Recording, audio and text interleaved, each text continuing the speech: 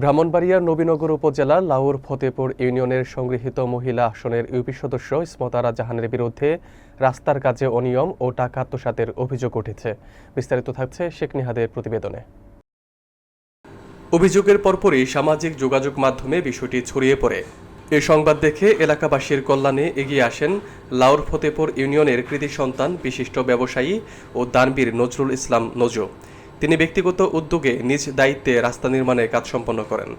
নির্মাণ কাজে সার্বিক সহযোগিতা করেন ব্যবসায়ী রাকিব ইসলাম।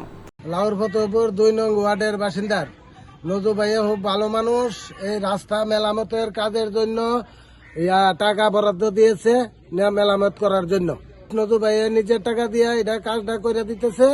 নজু ভাইয়ের জন্য দোয়া করবেন, আল্লাহ যেন তাকে ভালোভাবে রাখে।